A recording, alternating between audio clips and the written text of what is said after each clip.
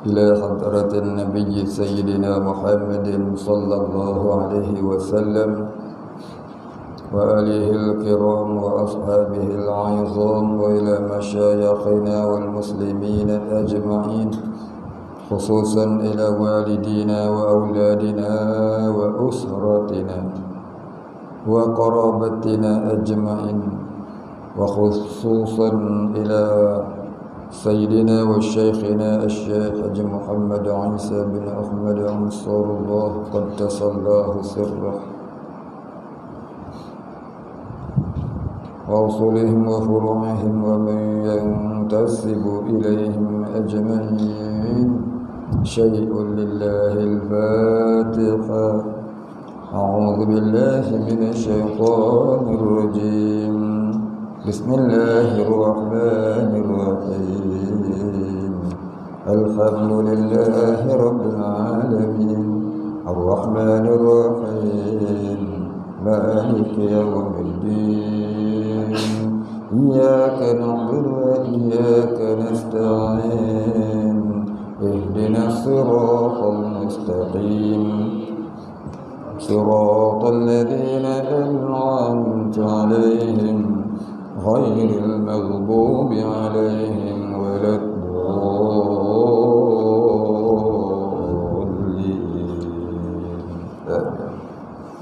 الحمد لله رب العالمين والصلاة والسلام على أشرف الأنبياء والمرسلين وعلى آله وصحبه أجمعين. رب اشرح لي صدري ويسر لي أمري واحلل عقدة من لساني يفقه قولي. ولا علم لنا إلا ما علمتنا إنك أنت العليم الحكيم. رضينا بالله ربا وبالإسلام دينا وبمحمد نبيا ورسولا. اللهم اجعلنا من التوابين واجعلنا من المستغفرين واجعلنا من المتطهرين واجعلنا من الموحدين واجعلنا من المهتدين واجعلنا من المخلصين له الدين واجعلنا من العارفين واجعلنا من عبادك الصالحين واجعلنا من المتقين. اللهم أحينا بحياة العلماء وأمتنا بموت الشهداء آمين يا رب العالمين. Muka surat 42.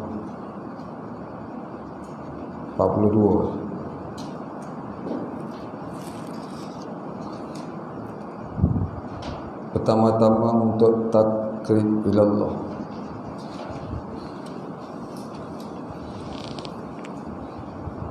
Bismillahirrahmanirrahim.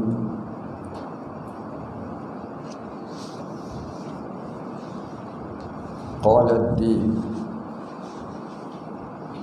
Pertama-tama untuk takrib ilallah, yakni takarrub ilallah, menghampirkan diri kepada Allah. Takarrub tu lebih tepat. Pertama-tama untuk takarrub ilallah, yakni menghampirkan diri kepada Allah. Hendaklah tajrid anid dunya, yaitu bertekad. Bertekad ni maknanya beriltizam, berkomitmen, berwawasan dan membulatkan hati, meninggalkan kesedapan duniawi dan harus sanggup menyempurnakan 4 perkara. Jadi semalam ni ada satu soalan, dia kata apa yang perlu dilakukan oleh orang yang mula-mula nak jalan menuju kepada Allah. Maka dalam kitab dia tulis, dalam kitab ni dia tulis yang mula-mula sekali kena tajrid anid dunya. Malam saya dah hurai maksud tajrid anid dunya. Dan selain daripada itu, nak tajri anil dunia ni kenalah buat 4 perkara ni. Nak tajri anil dunia tak buat 4 perkara ni susah sikit lah. Apa dia? Yang pertama, menuntut ilmu. Menuntut ilmu dan melebihkan masa hidupnya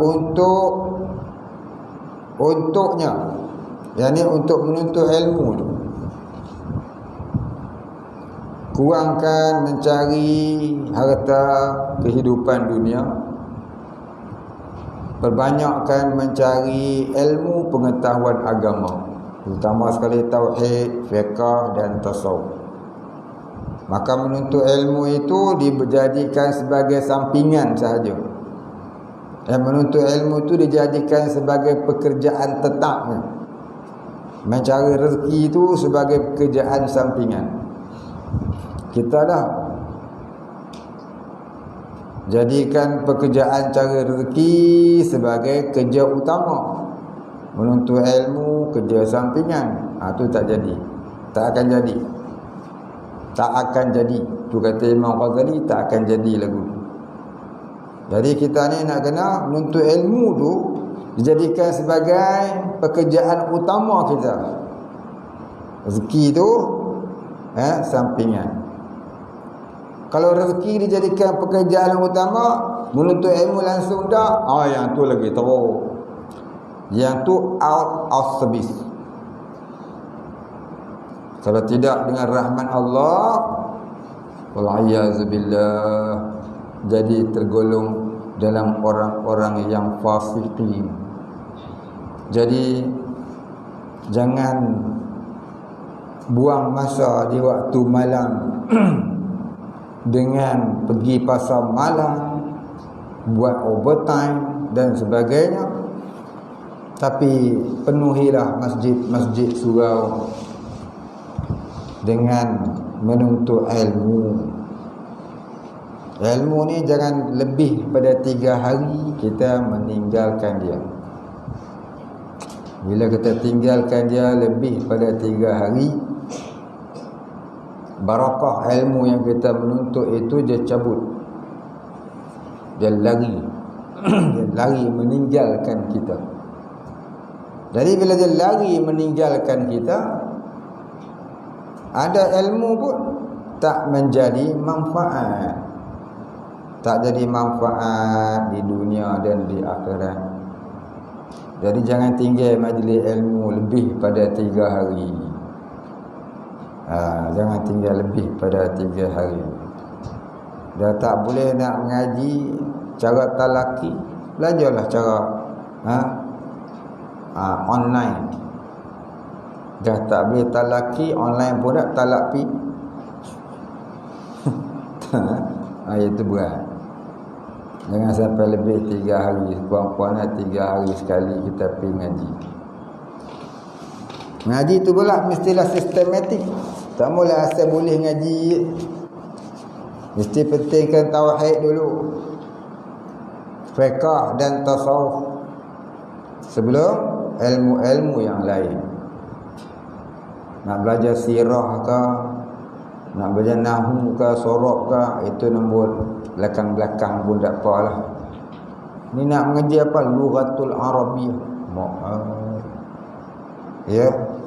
Sembahyang pun duk buat perkara batal lagi. Nak mengaji Lughatul Arabiyyah. Mengada-ngada nama dia. Tu nama dia mengaji mengada-ngada. Aurat pun tak faham. Pipi pun macam ikan merah kat lautan lagi. Tiba-tiba nak ngaji Lughatul Arabiyyah, fardu ain tak nak ngaji. Tu namanya mengada-ngada. Tu mengada-ngada. Man ahdatha bi amrina fa huwa raddun. Man ahdatha fi amrina hadha fa huwa raddun. Kata Nabi, barang siapa mengada-ngadakan perkara daripada kami ini, maka dia itu tertolak. Mana kata tak diterima. Bahasa Arab perlu kepayah. Tauhid, fiqh, tasawuf tu fardu ain. Tak mengaji. Lagak asal pandai dah. Mengaji ni kita apa? Hadis. Hadis Bukhari. Hebat. Tafsir. Tafsir apa? Tafsir Tafsir Jalalain. Tafsir Jalalain mengaji.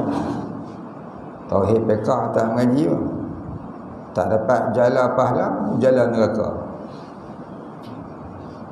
Jaga molek, mesti tahu kedudukan kita tu. Ibaratnya kita ni umur 7 tahun, jangan minta masuk universiti, minta masuk sekolah rendah dulu. Kita ada anak 7 tahun, janganlah cuba-cuba nak apply masuk UKM. Masuklah Tajah satu dulu, padan dengan umur dulu. Gitulah kita. Terkena-kena kita ni siapa. Baik. Ini asal menuntut ilmu. Kadang-kadang setengah orang masuk majlis ilmu ni lenggang kangkung, tak bawa, buat telinga. Dah tahu dah, bini suruh pergi kedai beli gula, dia beli garam pasal nyanyuk. Nak pergi mengaji tu, bawa lah sekurang-kurangnya pen dengan buku kosong. Kurang-kurangnya itu kata Imam Syafi'i, da' biyadika qalamun wa daftaru. Pegang di tanganmu itu pen dan buku kosong, buku tulis. Daftarun tu buku tulis. Kalau tak ada kitabun, buku baca. Ataupun kedua-duanya sekali kita bawa. Buku tulis bawa, buku baca bawa, pen pun ada. Itu sungguh kata nak mengaji. Dan mengajinya mestilah mula tauhid, fiqh, tasawuf dulu. Baik. Yang kedua, palingkan, ini ubahkan. Banyak memikirkan hal duniawi yang melalaikan kepada hal-hal persediaan mati, iaitu bertaubat dari segala dosa. Buat tulis depannya sikit, iaitu bertaubat dari segala dosa. Nombor 2 tu tambah sikit, bertaubat dari segala dosa. Benda apa yang kita nak kena taubat ni? Benda apa yang kita nak kena taubat? Kata Imam Ghazali dalam Minhajul Abidin, benda yang nak kena taubat tu ialah yang pertama, dosa besar. Yang pertama, dosa besar. Yang kedua, dosa kecil.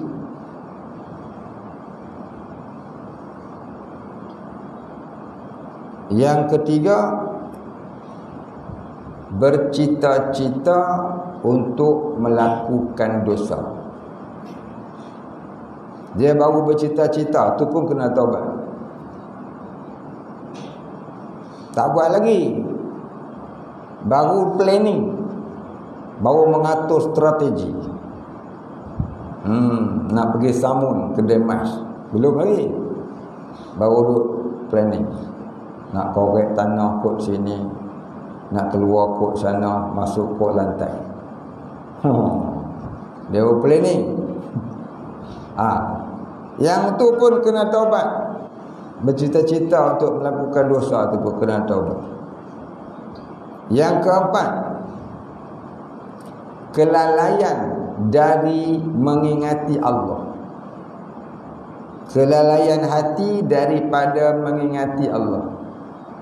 Kelalaian hati daripada mengingati Allah ni pun kena taubat juga.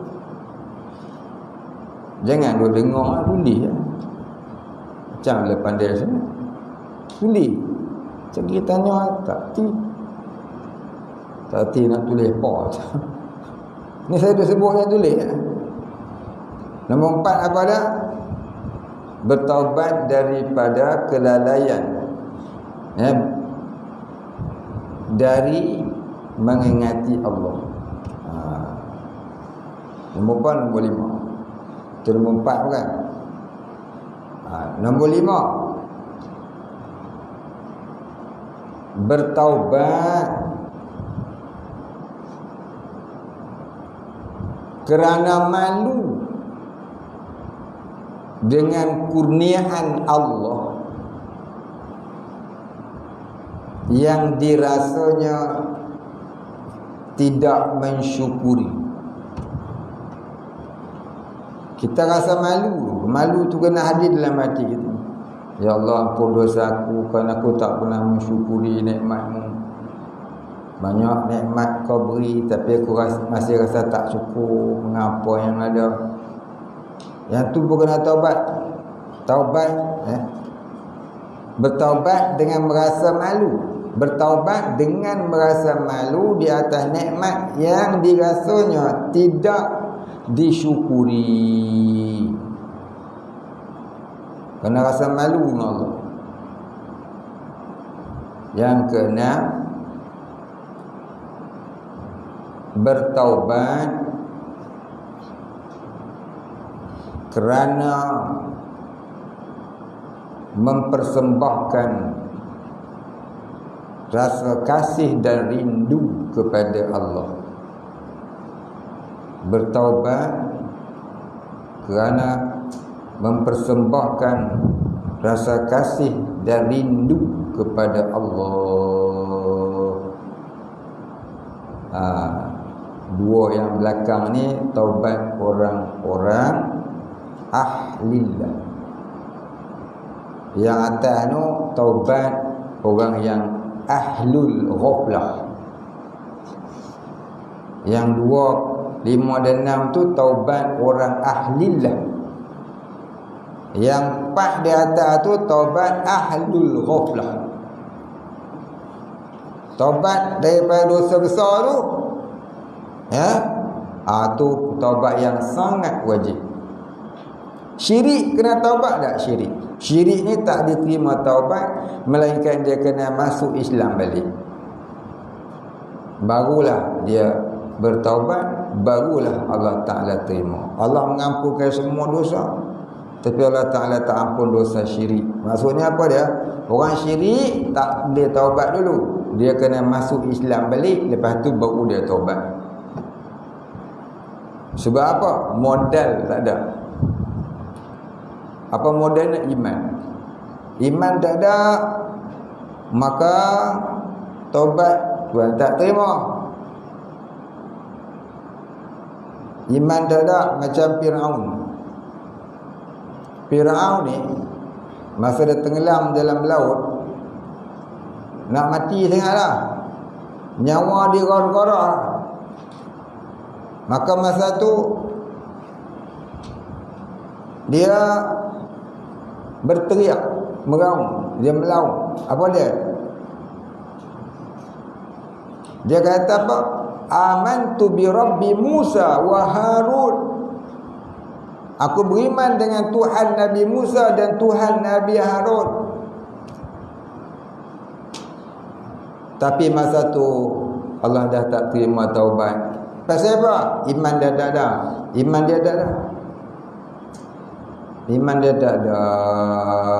Dah nak mati, nyawa dia gor-goroh, baru dia masuk Islam, Tuhan tak terima lagi dah. Ada 2 masa taubat tak diterima, dan iman pun tak diterima. Yang pertama, bila nyawa digor-gor. Apa nyawa digor-gor? Nyawa dihalkum, nak keluar dah, nak mati ya. Tuhan tak terima. Macam Fir'aun tu. Fir'aun tu dia nak masuk Islam tu, sebab dia menyedari Islam tu saja yang betul. Dulu dia sekali dia nak masuk Islam, tapi sebab tuan penasihat dia tu ikut tuan penasihat 25% yang 3 suku tu, langsung dia kapi balik. Siapa penasihat dia? Hamman.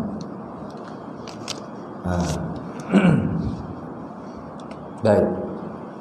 Jadi taubat tadi hendaklah, kalau orang murtad, orang kafir, orang syirik, dia kena kembalikan dirinya kepada Islam dulu. Jadi mukmin dan muslim dulu, kemudian baru dia bertaubat dari dosa-dosa dia. Contohnya orang murtad. Orang murtad dia kena masuk Islam dulu, kemudian baru dia taubat daripada dosa murtad dan segala dosa-dosanya yang lain. Tidak, Tuhan tak terima. Sesungguhnya Allah Ta'ala mengampuni segala dosa, tapi Allah Ta'ala tidak mengampuni dosa syirik. Syirik, taubat Tuhan tak terima. Melainkan dia masuk Islam semula, kemudian dia taubat, baru Tuhan terima. Faham? Habis. Itu yang kedua.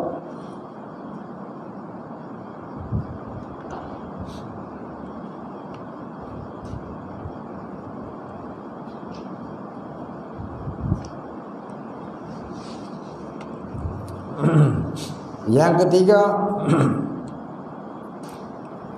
rasa kasih kepada umat dengan berdakwah dan mendoakan mereka. Ini kewajipan kita. Kena rasa kasih kepada orang Islam. La yu'minu ahadukum hatta yuhibba li akhihi ma yuhibbu li nafsihi. Tidak sempurna iman seseorang kamu selagi ia tidak mengasihi saudaranya seperti mana ia mengasihi saudaranya sendiri. Jadi orang beriman ni dia kena kasih kepada saudara dia. Dia tak boleh ada benci membenci. Orang datang rumah, bukalah pintu. Jangan duduk menyerok. Sebab apa? Sebagai tanda kita kasih. Orang kasih kita lah orang main rumah kita. Tiba-tiba orang main rumah kita, kita menyerok. Habaq kat anak. Pergi habaq kat dia. Kata mak tak ada rumah. Dia pun jumpa. Mak kata mak tak ada di rumah. Cerdiknya budak.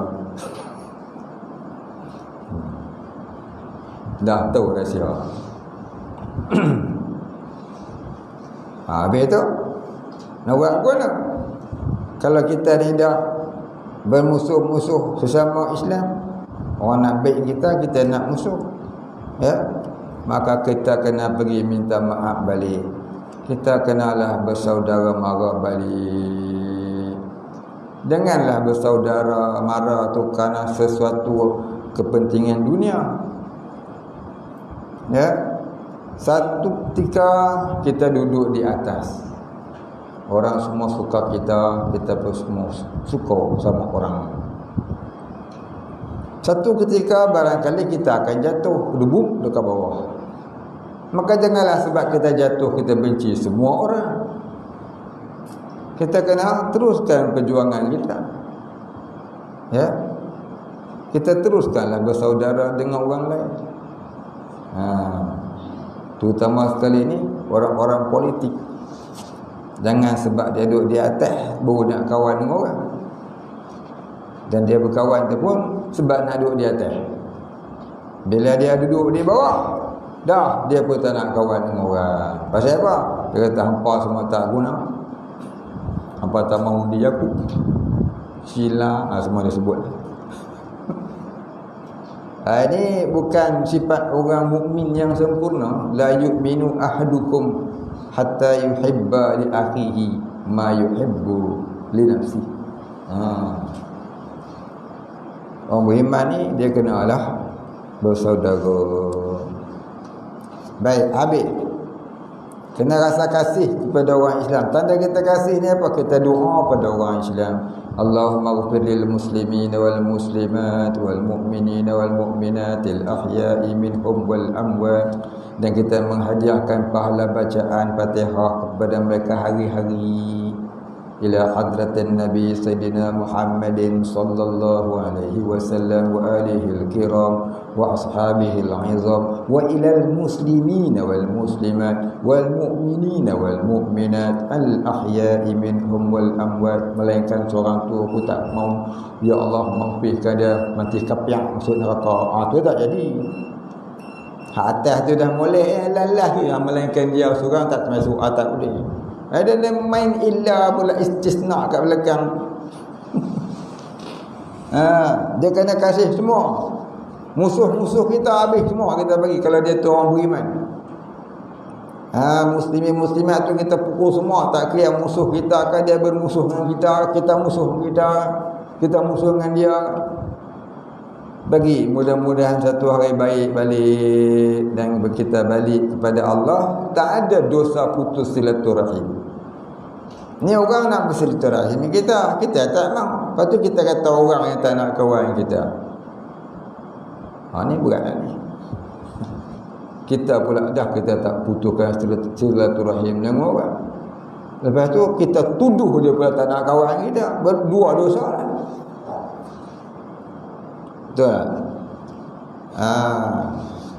Jaga ni nombor 3 ni. Nombor 3 ni kadang-kadang penyebab segala ibadah kita Tuhan tak terima. Di antara punca ataupun asbab ibadah tidak diterima, tak ada pahala, bahkan tak diterima kerana memutuskan silaturahim.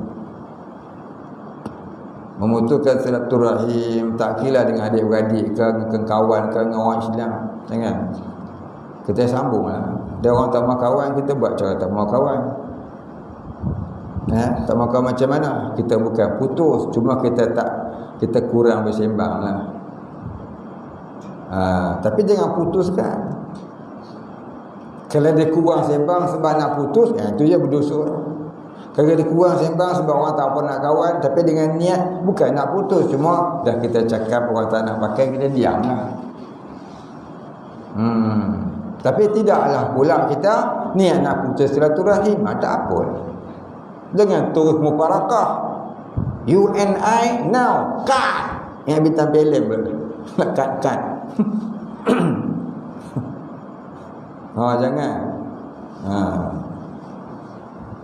Dulu satu orang kawan saya kat Labuan Dagang. Nama dia Haji. Apa nama lupa nama dia. Haji Silan, Haji Nur Silan. Dia ni dulu kapten tentera. Dulu saya susah duduk kampung, susah. Selalu dia datang rumah. Cuma kadang-kadang dia datang rumah saya. Selalu bagi duit saya. Duit bagi apa? Bagi kuih. Saya kata ni apa ni Haji? Banyak sangat. Ambil. Tak ambil putus silaturahim. Kat ni. Dia nak bagi dia ugut lagu tu. Dia ugut lagu tu tak apa. Dia ugut supaya kita jangan putus silaturahim dengan dia. Dia nak tolong kita. Tu tak apa. Ni. Tak bayar hutang aku. Putus silaturahim. Tu tak boleh. Tu ada cara tu. Ada 2 kaedah. Dia nak bagi kita ni jangan malu terima pemberian dia. Baguslah dia. Mudah-mudahan Allah Ta'ala merahmati sahabat baik saya yang nama dia Haji Nur Silan, kampung Labuan Dagang. Best friend saya. Baik, orang-orang Jawa ni baik-baik belaka. Alhamdulillah, syukur.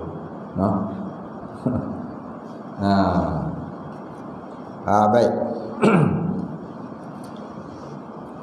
Yang keempat, mencari rezeki yang sekadar hidup sahaja.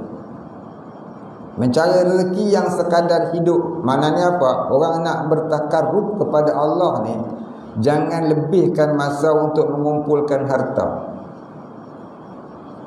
Ambil kertas surat saman custom ke JPG ke PDRM ke apa.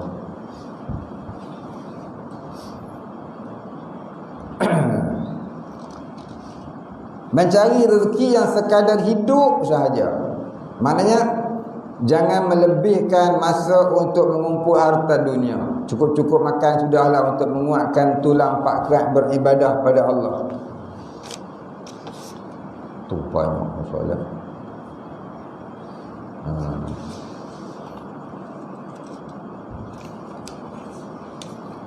Ini membawa, nanti adalah orang akan berkata, nanti akan ada orang yang menentang dengan berkata, ini, yang ni 4 perkara ni, ini 4 perkara ni, nombor 1, nombor 2, nombor 3, nombor 4, lebih-lebih lagi nombor 4 ni lah. Engkau ni asyik duduk pergi masjid surau ngaji sampai tak minat nak menjana ekonomi. Adalah dulu satu orang, dia kata, ni ceramah ustaz ni menyebabkan kami ni jadi hilang semangat nak menjana ekonomi. Tak usah dengar, bayar. Dah tak dengar macam tu lah, tak nak jana apa pun. Duk teratu ya, pi mai tang juga. Yang kata nak jana ekonomi ni. Hai, bahasa tu sedap. Dia kata apa dah? Ini membawa kemunduran, tidak maju, dan umat Islam akan terhina kerana menolak harta dunia. Oh, sedap. Tak nak ngaji pondok nak buat apa nak ngaji esok? Orang nak membangunkan negara. Han nak buat bekalan mati ya. Bekalan mati pun kena bangunkan negara. Sebab apa? Dia kata nisful iman, hubbul watan nisful iman. Kasih pada negara itu separuh dari iman. Oh, pandai dah. Mana bukan pandai, buat-buat pandai. Buat-buat pandai tu.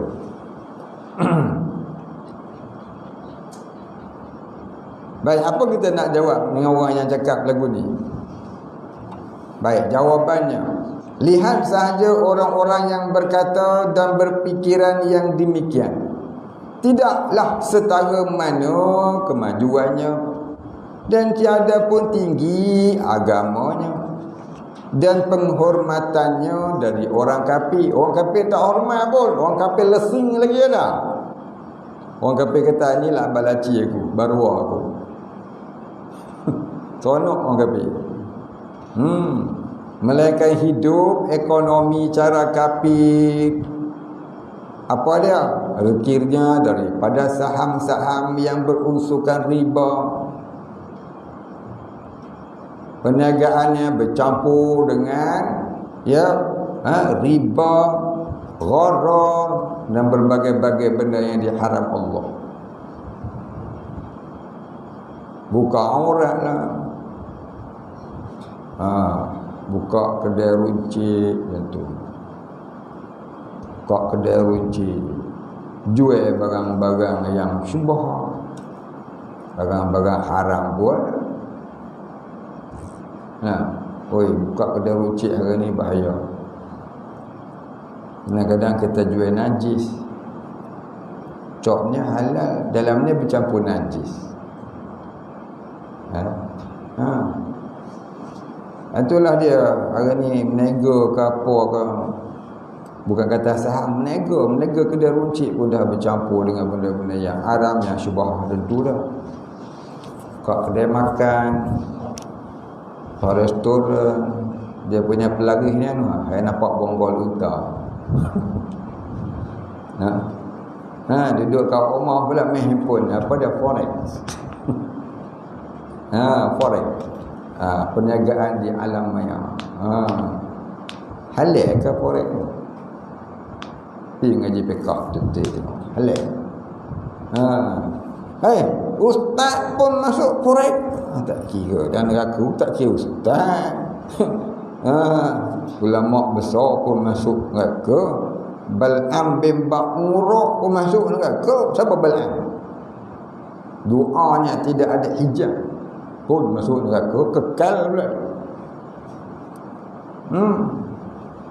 Pun heran, Qarun tu yang baca Taurat, sungai mengalir tu berhenti. Hormat dia pun masuk neraka kekal korut. Pun heran sangat. Ya, yang tak masuk neraka Nabi dengan Rasul dia. Yang dijamin oleh Allah Ta'ala. Dan wali-wali yang terpilih, ini dijamin Allah masuk syurga. Tak masuk neraka. Kita ni kuali-kuali kuali-kuali yang tak, kalau tidak dengan rahmat Allah, tak ada harapan kita nak bau syurga pun. Sedarlah diri kita ni siapa, sebelum mati. Ini tak penting ekonomi hidup cara kafir. Cara rezeki halal dah, pelaksanaan haram. Jaga mulai tipu, tipu mereka. Guna logo kawan, tipu kawan. Kawan buat sukatannya banyak ni, harga RM10 campit kita kata. Kita guna logo kawan, atas dasar joint venture dengan dia. Kita kurangkan dia punya bahan dia, harga serupa lah, RM10 campit. Ni dah tipu satu hal, menghinanya kawan satu hal. Ni kopiah atas kepala ni. Halal lah pendapatan lagu tu. Allah,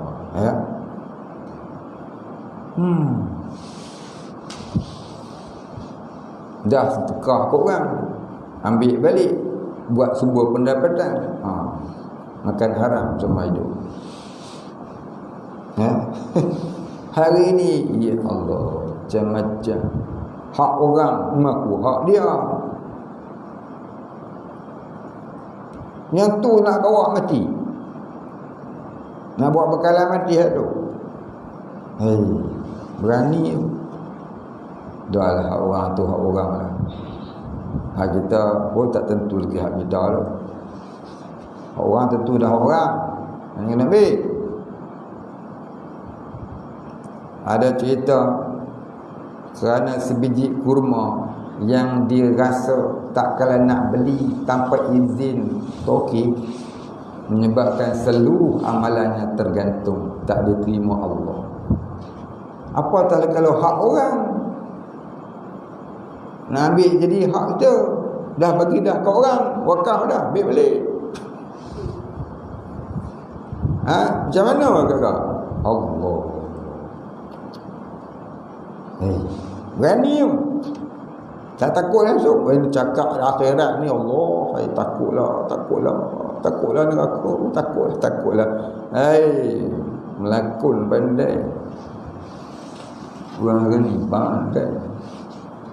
Tutup guru saya pernah berkata, berhati-hati dengan orang yang pandai berkata-kata. Berhati-hati dengan orang yang pandai berkata-kata. Sungguh kena. Saya dah kena. Ini saya cerita ni untuk pengalaman pengajaran tuan-tuan perempuan ini rahmati Allah. Yang pertama, jangan buat lagu tu. Yang kedua, berhati-hati dengan orang yang lagu tu.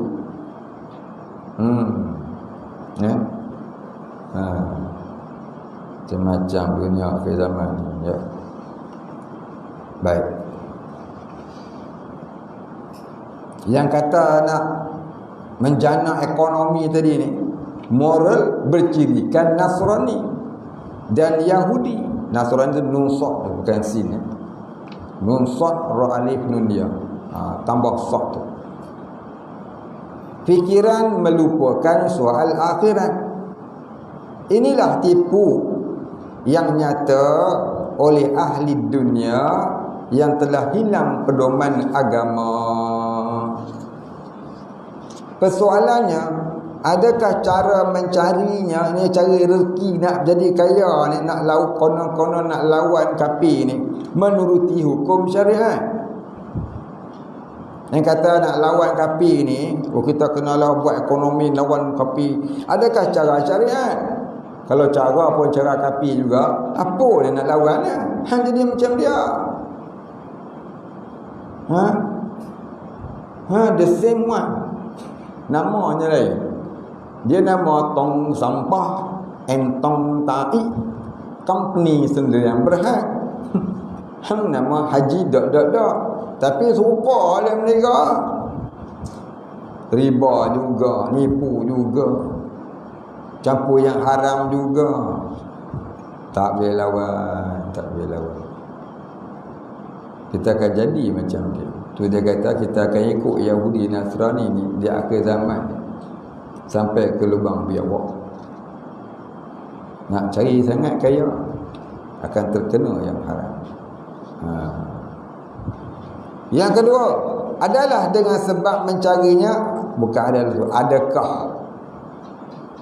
Buat kaf tu lam tu tarik kepala. Adakah tu bukan adalah.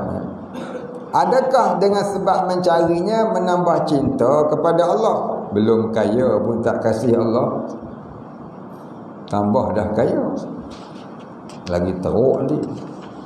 Belum kaya pun dah tak ada nak buat ibadat. Dah kaya nanti lagi tak ada tu. Pasal apa? Banyak benda kena urus. Makin kaya bukan makin relax, makin kaya makin sibuk. Dulu ni ada satu orang kenalan saya lah. Dia ni dulu imam. Tak mau cerita siapa-siapa, sebab contoh untuk kita ambil teladan.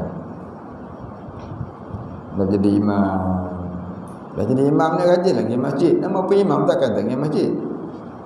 Jadi imam dia, imam waktu, imam Jumaat. Satu hari,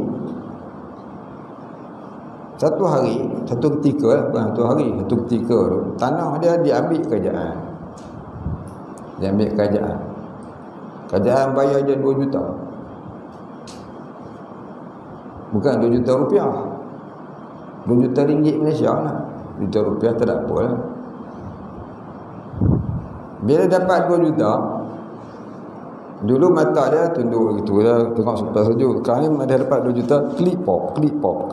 Mana mau pergi Lama-lama ada orang tunjukkan dia ambil lesen buat kontrak. Kawan pun ada sikit lah pengalaman buat kontrak. Ambil lesen buat kontrak. Mula-mula tinggal sembahyang siang. Bukan tinggal sembahyang, tinggal jemaah siang. Tak sempat kan nak juga kontrak senang projek. Banyak ni model besar. Boleh ambil tangki projek. Tak payah pakai progress lah, pakai tangki terus. Oh, nak lah orang kan. Tu tangki projek. Buat dulu, bayar kemudian. Punya hebat. Kalau progress ni bayar ikut peratus yang dah siap. Itu progress payment. Ini tangki payment, tangki projek. Ya. Lama-lama tinggal pula tugas imam waktu malam. Pasal apa? Balik pun pukul 11. Lama-lama tinggal imam Jumaat. Dah tak jadi imam lah sekarang ni. Jadi apa? Kontraktor yang berwibawa. Apa dia bawa? Tak tahu. Itu maju ke lagu tu? Maju. Dunia kata maju. Dunia kata maju. Tinggal imam jadi kontraktor. Tapi orang akhirat kata apa? Kalau orang dunia kata maju, kalau orang akhirat kata apa?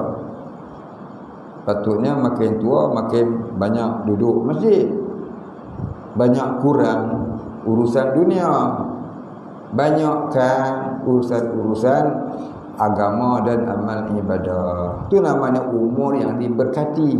Muda-muda roh habis, tua-tua kembali kepada Allah. Itu namanya orang fasik yang dipuji Allah. Sebaik-baik orang yang berdosa ialah orang berdosa yang bertaubat pada Allah di hari tuanya sampai mati. Itu disebut dalam hikam yang kita baca malam Jumaat. Sejahat-jahat orang berdosa, orang yang tidak pernah taubat dari muda sampai mati. Ada pula yang masa mudanya warak, hari tuanya warkrong. Tua krong. Itu bahasa saya untuk entah mana tahu. Muda-muda waraknya, umur 15, 16, 17 pergi masjid azan dah, Masya Allah. Cuba sobat tak tinggal. Dia mari umur 60, bukan seluar jin naik basikal, bukan sopi. Orang bang maghrib dia tengok naik basikal lagi. Umur 60. Jumpa. Go to hell, eh. Wong. Dia cakap Arab tak kerti lah, cakap kerti. Tanya umur, I'm still young, 60 only. Oh, 60, 16.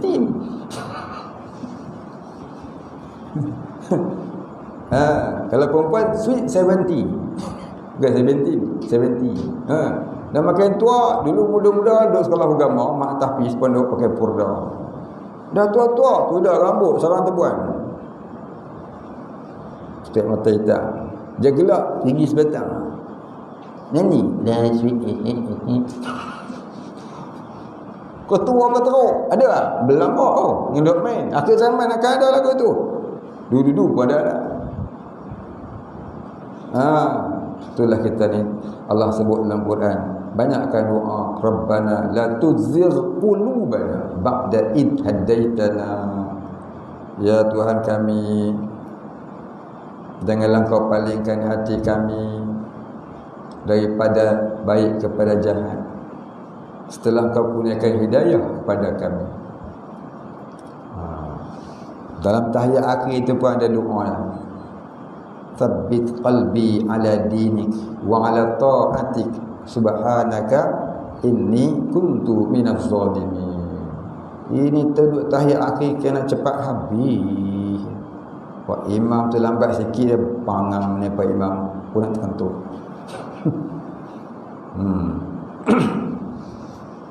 Lepas fil alamin innaka hamidum majid tu baca lagi doa dia. Allahumma ighfirli ma qaddamtu wa ma akhartu wa ma asrartu wa ma asraftu wa ma anta alamu bihi minni antal muqaddim wa antal muakhir. La ya muqallibal qulub tsabbit qalbi ala dinik wa ala ta'atik subhanaka inni kuntu minaz zalimin. Allahumma inni a'udzubika min fitnatid dunya wa min fitnatin nisa wa min fitnatil masihid dajjal. Lepas tu baru bagi salam. Ini sembahyang kena cepat habis. Itulah kita orang awam. Kadang-kadang jaga, kadang selalu tak jaga.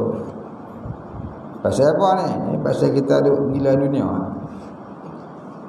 Baik, habis. Yang ketiga, adakah dengan mencarinya dapat menegakkan syiar Islam? Yang kita duk kata, saya ni kalau kaya nanti saya akan tolong orang susah, saya akan tolong buat masjid, tolong buat itu, tolong buat ni. Sungguh lah.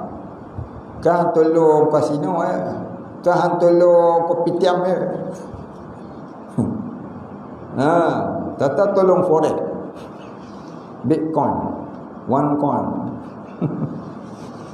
Tolong belum kaya. Dah kaya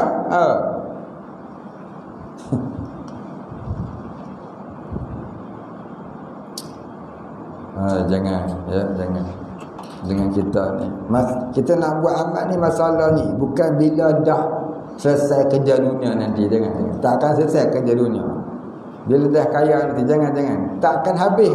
Kamu dah kaya pun tak terasa kaya lagi. Nak lagi. Tamak lagi. Tak akan habis. Nak buat kerja, masalah ni. Yang kita tak tu, tak besok mati.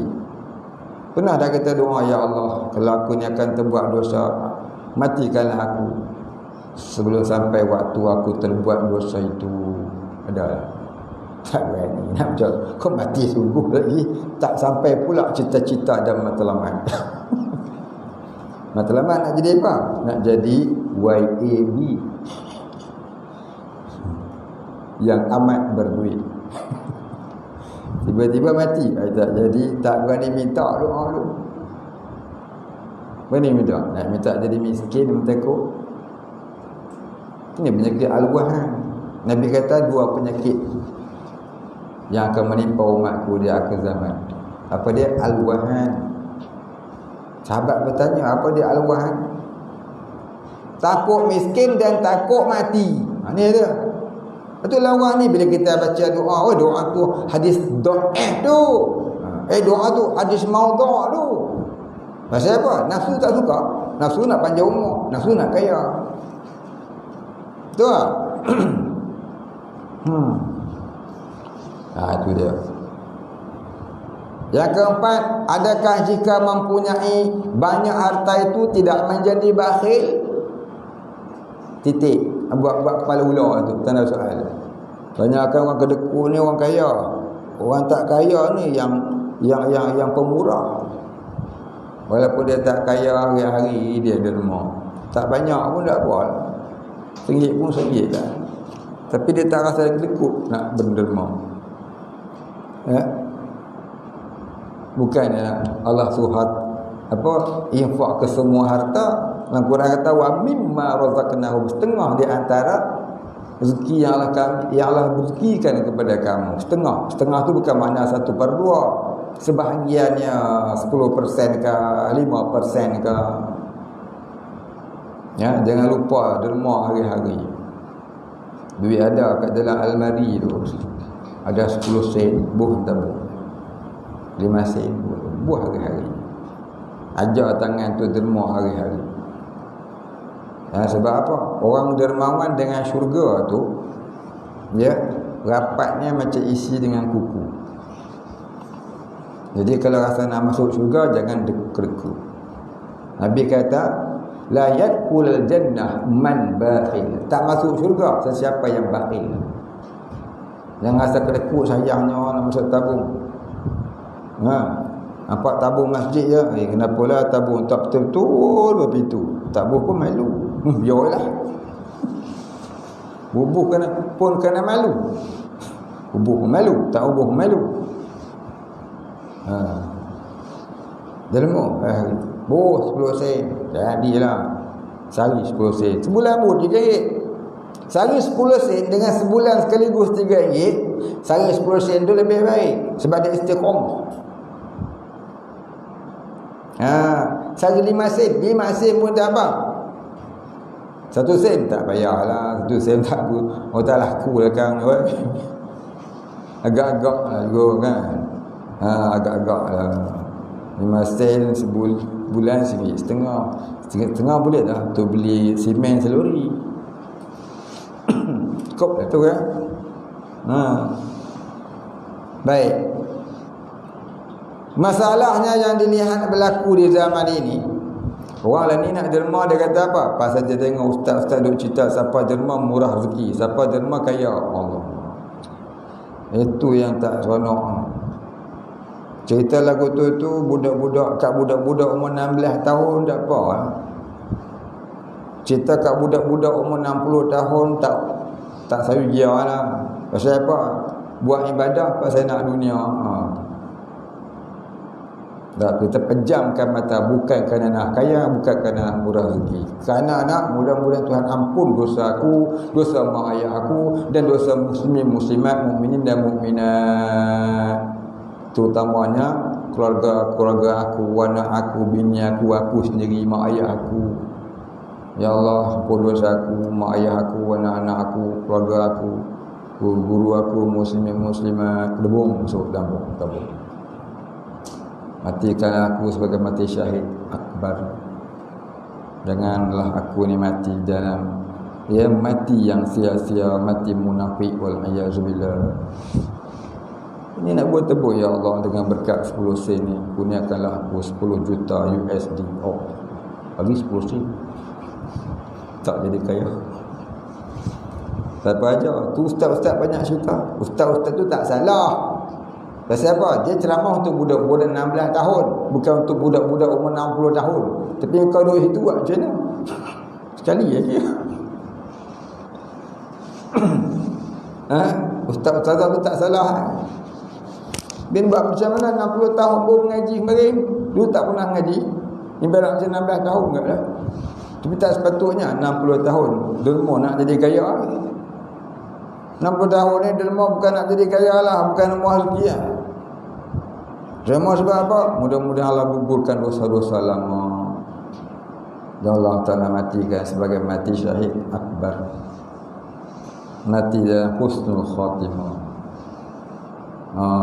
Duk mau 60 tahun duk nak dunia agak lagi, Allah terpedaya tu. Janganlah kita jadi lagu tu. Nah, kita minta dengan Tuhan. Masalahnya yang dilihat berlaku di zaman ini, apabila mencari kemewahan itu, maka terjadilah 4 perkara di bawah ni. Apa dia? Yang pertama, pelanggaran hukum Allah. Tu bukan jukum, tu hukum. Bukan jim, tu hal. Pelanggaran hukum Allah. Apa dia? Riba, gharar, maisir. Apa dia gharar? Tipu daya. Orang menega dia tipu-nipu selalu lah. Tak tipu timbangan pun, tipu bahan mentah. Maisi apa dia? Judi, perjudian.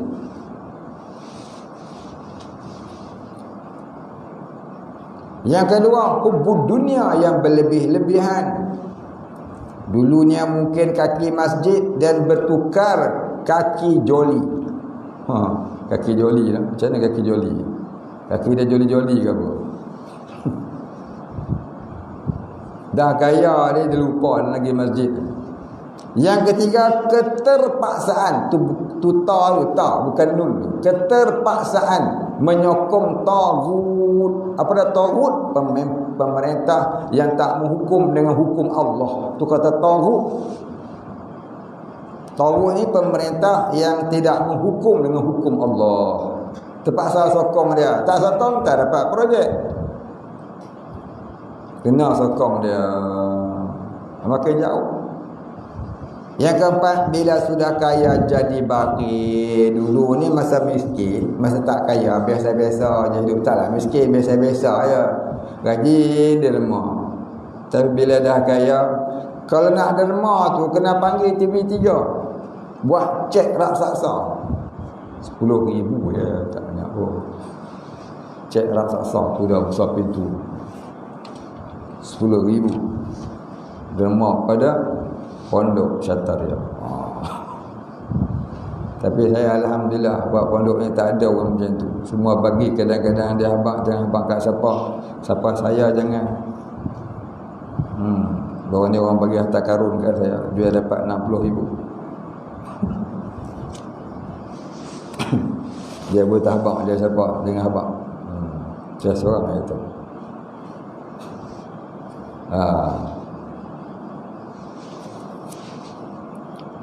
Tak ada lagi orang yang derma kat sini semua ikhlas belaka. Tak ada nak nama saya. Ustaz ni saya derma kipas ni kat kipas tubuh nama saya Anwar Hilmi Anwar.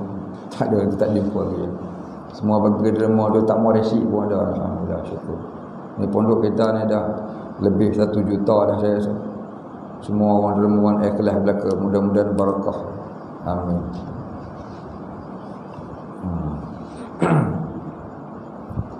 Baik, maka kesimpulannya, jika mencari dunia itu tidak menyebabkan bertambah jauh dari Allah, maka silakanlah. Kalau cari dunia itu makin hampir dengan Allah, ya tak apa, silakan. Tapi jika mencari dunia itu bertambah jauh dari Allah, fikirkanlah persoalan ini. Baik, habis. Sebelum kita ceburkan diri di dalam bisnes untuk menuju billionaire, trillionaire, fikir dulu bab ini. Sebab apa? Kita semua akan mati dan kita akan ditanya apa yang kita buat masa hidup di dunia. Wa hum yus'alun. Kamu semua akan ditanya. Ya. Nanti kamu akan ditanya. Kalau tak takut dengan pertanyaan di alam barzakh, ya silakan buatlah apa engkau suka. Dan bagi orang yang takut, percaya hari akhirat, ya, berhati-hati di jalan raya. Kemudian jalan kita. Baik, insya-Allah kita sambung. Kemudian katanya firman Allah Ta'ala. Baik, nak baca soalan. Soalan serupa.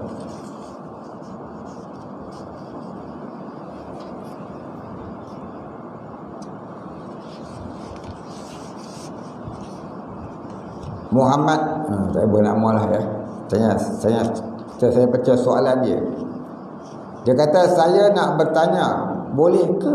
Boleh. Tanya pula boleh. Saya menganggap seseorang ustaz itu mursyid. Sedangkan saya tak tahu ustaz itu mursyid atau tidak. Mursyid ni bukan bahasa anggap-anggap. Mursyid ni hanya Allah yang tahu. Kita tak tahu. Guru mursyid ini disebutkan oleh Hujjatul Islam Imam Al-Ghazali qaddasallahu sirrah, iaitu seorang waliullah yang duduk pada darjah nafsu mardiyah, dan dia hal keadaannya sentiasa wahdatul af'al. Apa itu wahdatul af'al? Sentiasa memandang segala yang terbit di alam adalah perbuatan Allah. Tak terasa lagi perbuatan diri dan perbuatan makhluk, sebab fana diri dalam memandang wujud Allah. Orang yang hilang ananiah. Dan Allah kurniakan kepadanya dua jenis kasyaf. Yang pertama kashful qalbi, yang keduanya kashful qabri.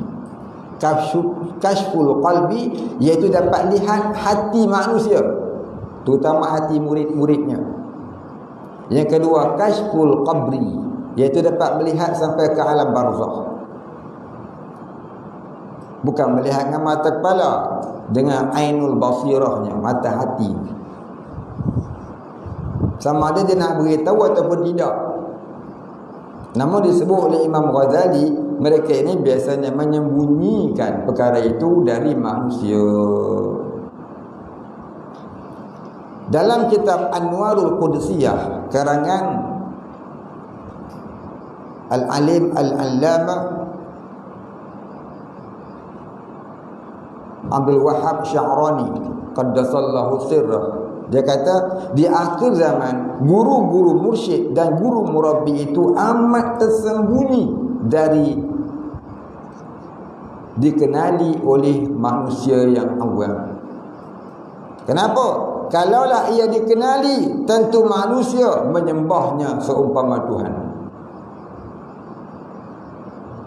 Jadi guru mursyid di akhir zaman ini ada atau tidak? Ada. Guru murabbi ada, tapi amat tersembunyi. Jadi benda ni siapa saja yang tahu? Yang tahu hanyalah Allah sahaja. Dan sesama mereka. Sesama mereka kenal. Kita orang awam tak tahu. Kita nak anggap tu tak sah. Anggap tu tak jadi mursyid. Saya anggap tuan ni jadi mursyid saya lah. Anggap tak jadi.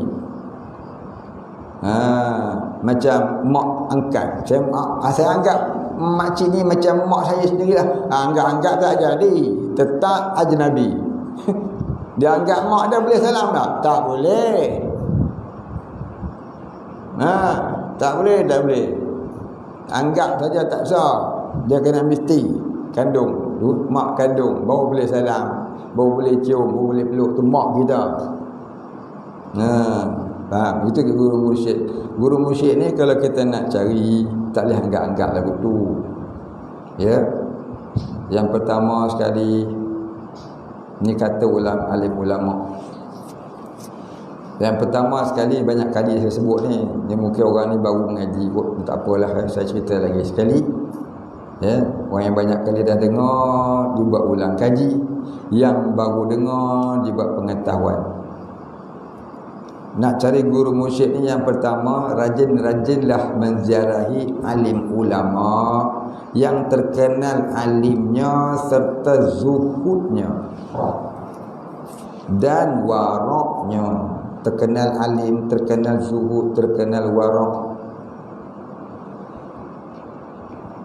Satu, bila dah kita ziarahi mereka tu dah ramai, barangkali 40 orang. Almarhum tuan guru saya sebut dulu 40 orang kau pergi cari. Almarhum tuan guru Haji Omar Zuhri pesan kami anak muridnya ni.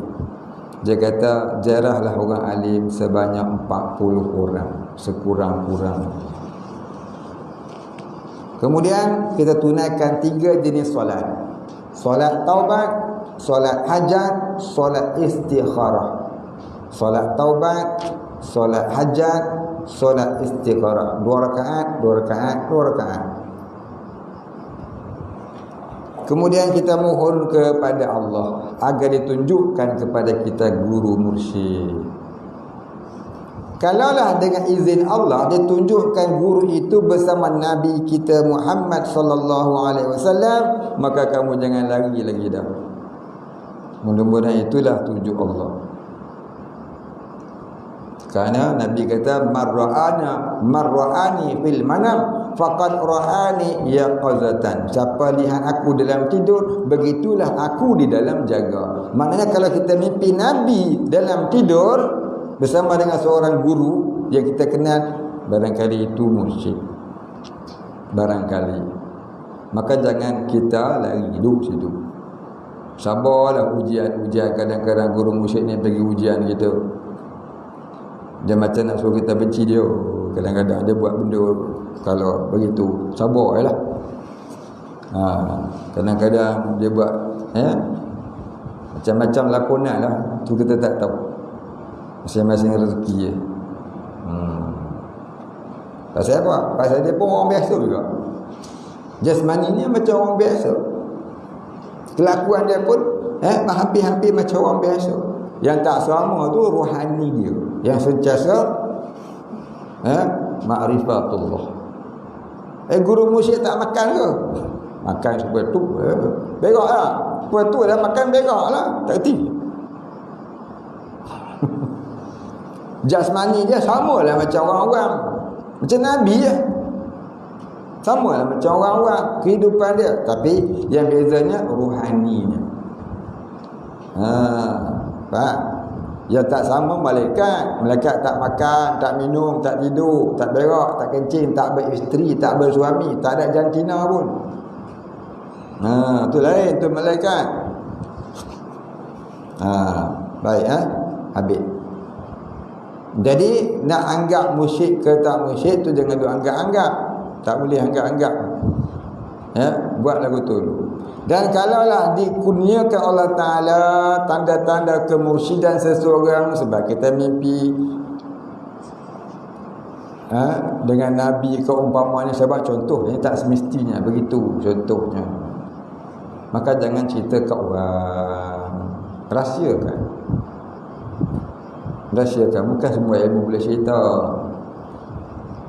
Bukan semua ilmu ni boleh cerita. Dia cerita jadi fitnah. Jadi fitnah. Orang kata sesat nanti. Orang kata taksub, orang kata sesat, orang kata zindik, orang kata macam-macam sebut nanti. Jangan. Nak cerita ni cerita apa? Rukun sembahyang, batal sembahyang, rukun puasa, batal puasa. Tu boleh. Pasal tu ilmu dengan darurah. Ini ilmu ruhaniyah. Tak boleh. Kalau bukan semua orang boleh faham. Ini bukan ilmu pasar malam. Macam barang meh. Barang meh jangan ada jual di pasar malam, buka lambak kat atas tin ni. Speaking 2,000. Gila aku buat lagu tu.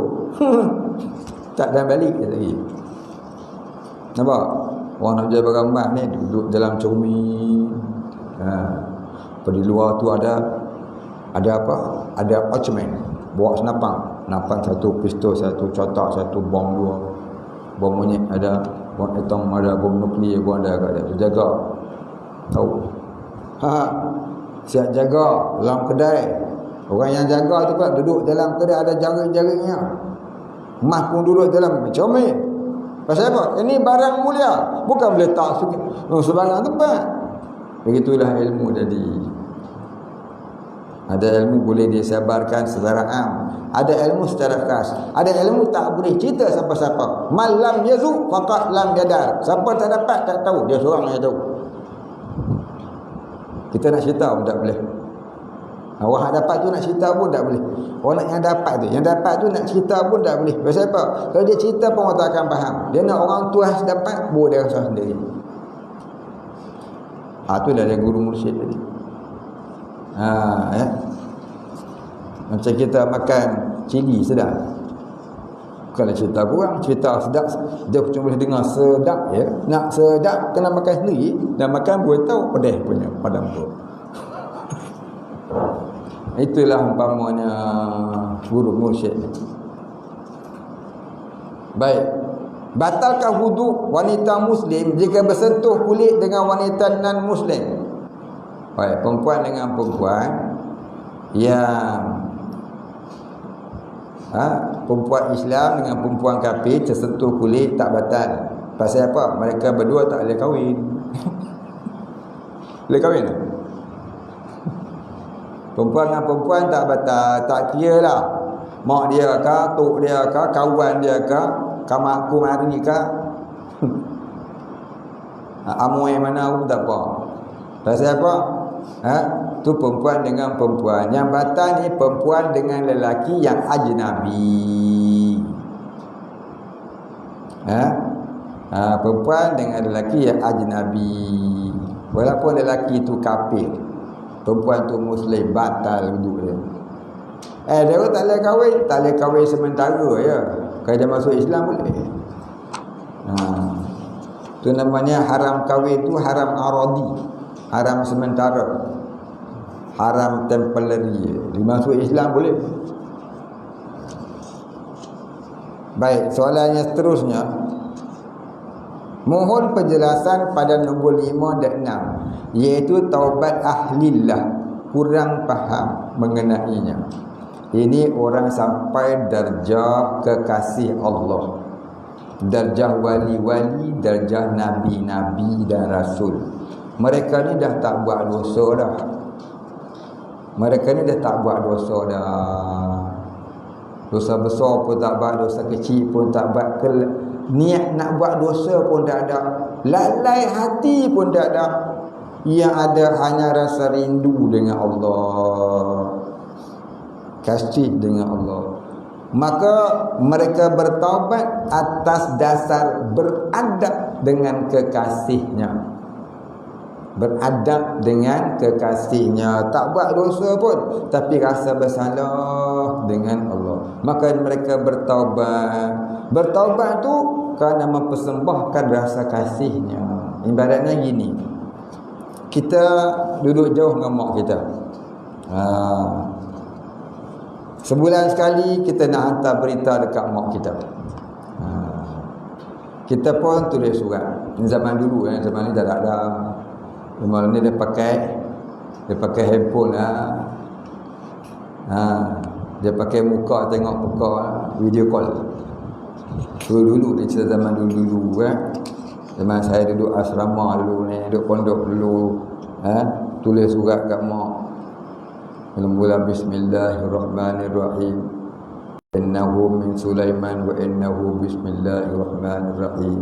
Assalamualaikum. Kehadapan ibu yang dikasihi, terlebih dahulu anak anda mohon ampun dan maaf.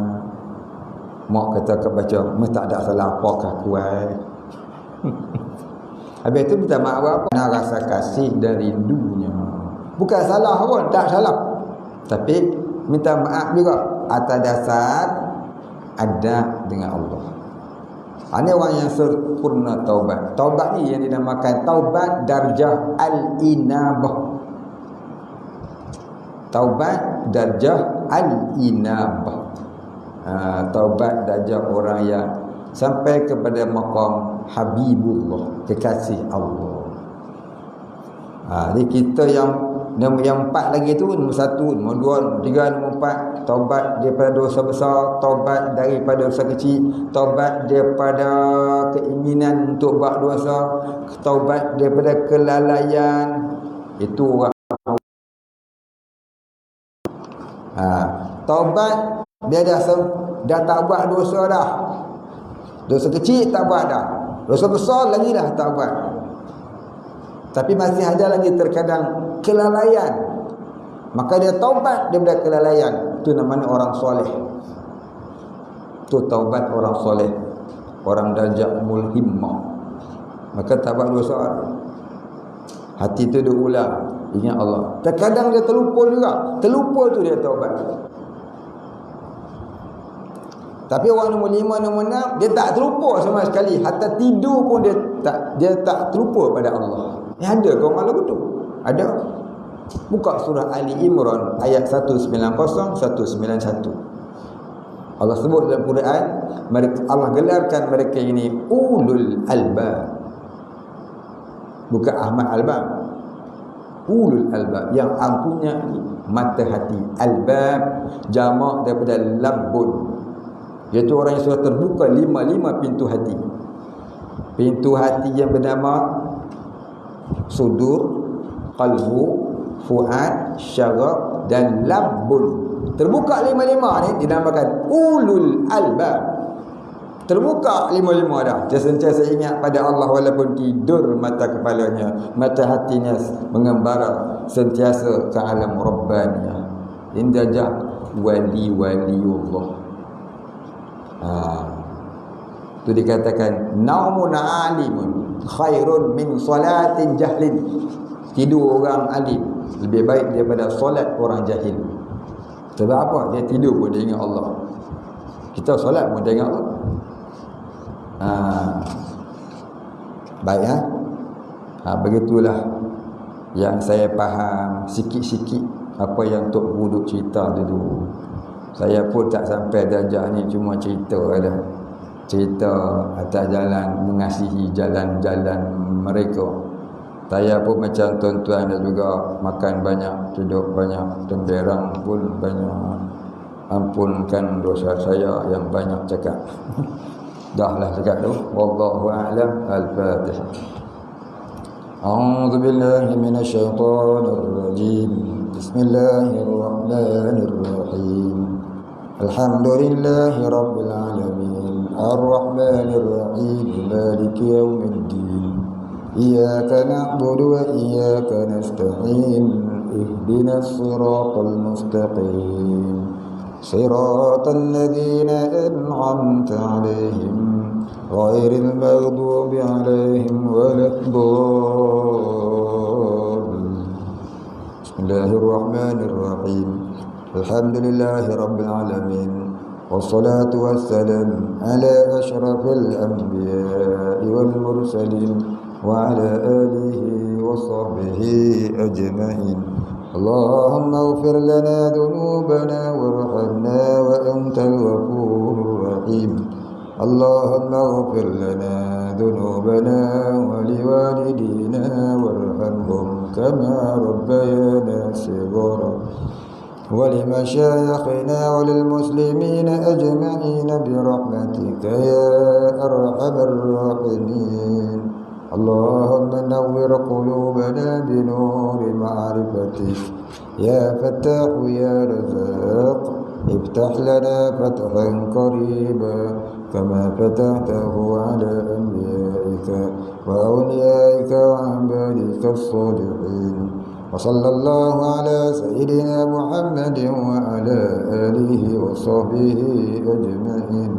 سبحان ربك رب العزة عما يصفون وسلام على المرسلين والحمد لله رب العالمين. تقبل الله منا